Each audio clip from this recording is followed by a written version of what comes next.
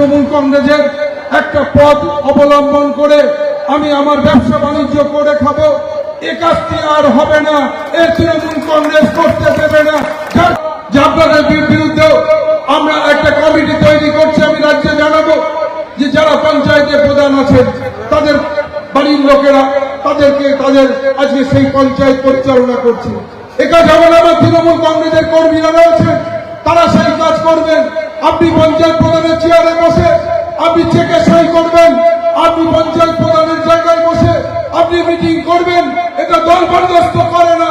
এই কারণে আজকে কাঙ্ক্ষিত লক্ষ্যে পৌঁছাতে আমাদের দেরি হচ্ছে। যদি মনে করে থাকেন তৃণমূল কংগ্রেসের যারা 2014 সালের পরে এসে নেতাগিরি করছেন যে তাদের হাত ধরে আজকে আমরা আমাদের পথ বাঁচাবো, মূর্খের স্বর্গে বাস করছেন, আপনাদের সে সুযোগ আর হবে না।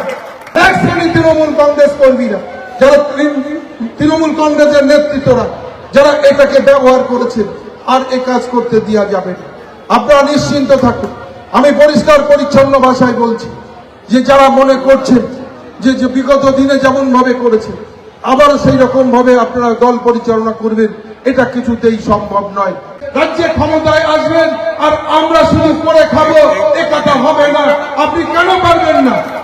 আপনি একজন প্রধান হয়েছে, আপনি একজন পঞ্চায়েত সমিতিতে আছেন, আপনি একজন জনপ্রতিনিধি, আপনার কাছে পাবলিক যাবে, সাধারণ মানুষ যাবে, আপনি ভালো ব্যবহার করতে পারবেন, আপনারা তিরপল চাইতে পারেন, আপনার কাছে কোনো বাড়ির কথা বলতে পারেন, তার সাথে ভালো ব্যবহার করতে আপনার কষ্ট হয় কেন?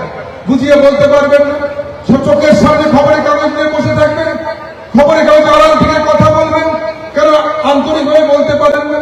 আজকে যদি তৃণমূল কংগ্রেস না থাকতো, আপনার বাড়ির সামনে কেউ যেত না, আপনার ডেকে কথা বলতো না কেউ। যে কথা বলছে শুধু আপনার নামের পাশে মমতা বন্দ্যোপাধ্যায়ের ছবিটা রয়েছে। এক শ্রেণী চেষ্টা করছে দলকে ক্ষতি করে, দলের হেয় করে।